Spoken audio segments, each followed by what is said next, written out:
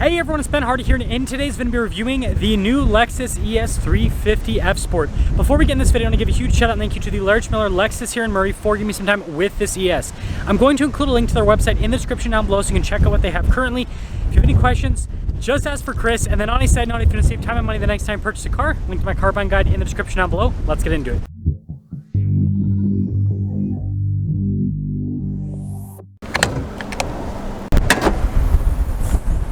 Powering this is a naturally aspirated 3.5 liter V6 that goes through an 8-speed automatic transmission. Fuel economy is 22 around town and then 31 on the highway, with power outputs being 302 horsepower and then 266 pound-feet of torque.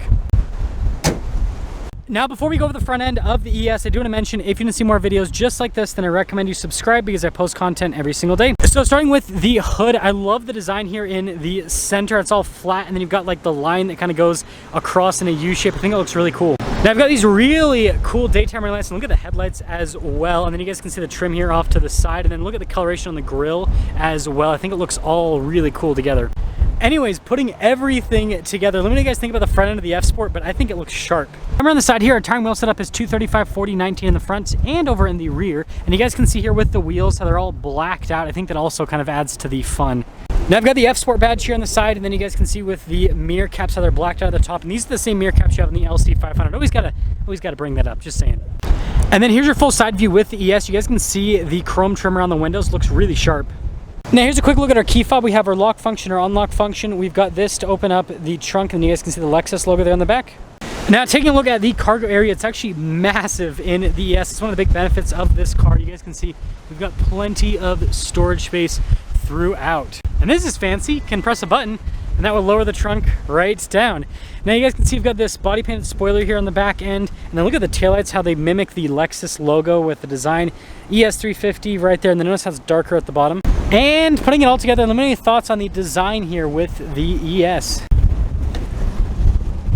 Now taking a look at the door panel, you guys can see we've got the leather trim here at the top and then also down below, and then it is soft touch right here, and then look at this trim that goes across, and we've got the Mark Levinson sound system with this on top of that. Now taking a look at the seats, you guys can see perforated all down the center portion. You've got the stitching here on the side as well. Really nice trim. Legroom back here is actually really solid. Got a little storage pocket. We got some vent action back here. Got a bunch of charging ports as well. And then of course we have the slightly over-engineered cup holder armrest. I don't ever understand why manufacturers will put like a cover over the cup holder, but I mean, I guess it's padded, makes it look a little bit fancier. Anyways, too much time spent on that. Headroom's good. And now taking a look at the front door panel, you guys can see again with the soft touch trim, and then also at the top, and then look at this that goes across. I think that's really cool, and I like the stitching right there. We got blind spot monitoring with the mirrors. Again, another speaker for the Mark Levinson sound system. Memory seats, we've got all of our window controls right here. Mirror adjustments, and the mirrors do power fold in. And then you guys can see it says F Sport there at the top, perforated all down the center portion. We've got our adjustments here on the side, and this is for the 360 camera system as well. And then you guys can see the gas cap release and then the trunk release.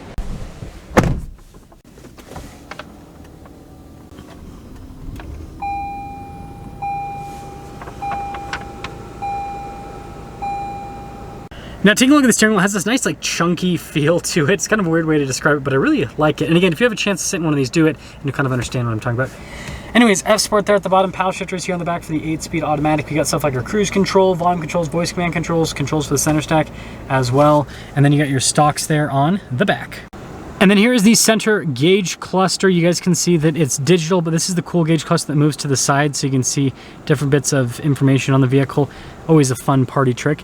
And then we've got our Sport mode and then our Sport Plus mode as well. And then you can see we've got an Eco mode, but yeah, Sport and Sport Plus, that's what looks cool.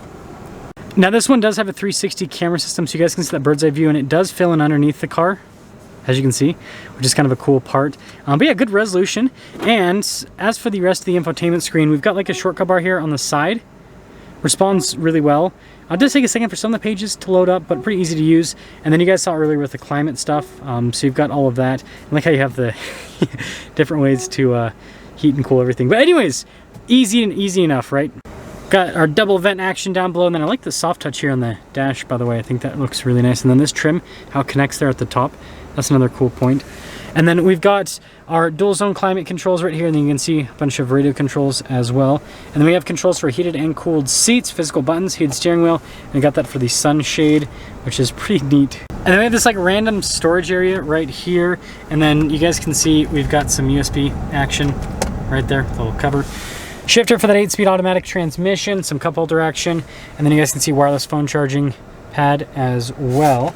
And then center console's big, got some more USB action, and I love this soft touch on this. And then also it's like down here on the side too. And then when it comes to storage, you guys can see pretty decent sized glove box, nice padding on the outside of the glove box as well. And then last but not least, we got the sunroof here at the top, nice headliner here, and then controls for the sunroof as well. Now taking a look at the window sticker with the options. So first off, you guys can see base MSRP there, and then here are the options added to this particular one. Total MSRP $55,970. Let's see how it drives.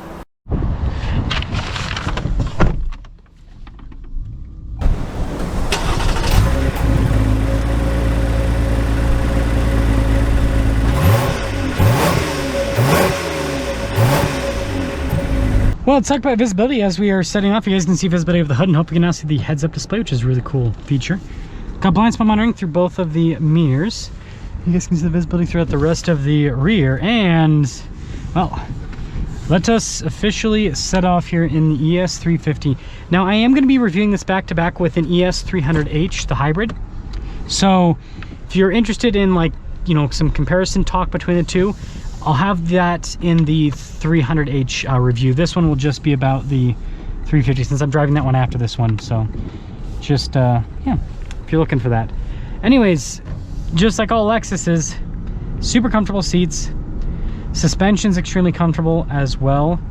Lexus, I mean, they really do make like some of the most comfortable cars on the planet. They do a really good job with that. It just, like, the damping over bumps is really good, and just like it has this, the car has this nice substantial feel to it, and so you just kind of feel like you're floating down the road in a sense, which is kind of silly to say, but like it's just how it is. Good torque out of the V6 as well, so I think that that is a plus. And everything, it's just, everything's smooth about the car. Again, I do love the feeling of the steering wheel. It's got a nice substantial feel to it. Turn-in's good. And actually, again, for like, it has a bigger, more substantial feel, but it actually has a sporty feel to it as well. Something I will give like Lexus a lot of credit for is the ability that they, or not the ability, but rather what they've been able to do with like the suspension on their cars to where they're comfortable but then also handle well. Like I've experienced a similar thing with like the IS 500, the LC 500, all of them. Like it's really impressive, right? Because like a lot of other automakers, it's like, you know, they handle really well, but then it's like they're so uncomfortable. But this, it's like you get good handling, but then it's still really comfortable. Well, going over the train tracks, solid with the suspension. And vroom vroom. V6 does well. I mean, I wouldn't call this like insanely quick by any means, right? It's no IS 500, right? But I mean, it still gets up and moves at a really decent pace. So, yeah, I mean, it's impressive. It feels good. It feels more than adequate. I think that's a good way to put it. It's not like crazy fast, but it feels like more than enough. So something's up here at the ES 350. This Lexus V6, super reliable, right? And just Lexuses in general, right? They're reliable. But this Lexus V6, super reliable, comfortable car, has good handling for what it is, drives really well. So basically, if you just want like a very comfortable car that doesn't feel cumbersome to go around corners, like when you go around corners, it actually feels like it can corner, but you don't want something that is going to break down all the time, like a BMW or a Mercedes or Audi might, then that's what this Lexus ES gives you. And so it kind of lives more so up to the whole luxury car ideal, right, of being comfortable. And I think that not spending a bunch of time in the repair shop, I think that's a luxury, right? But either way, let me know what you guys think about the ES350, and I guess we'll end things off with a little turn around this corner. Obviously not the best handling thing ever, but still, like, look at this. It handles pretty well.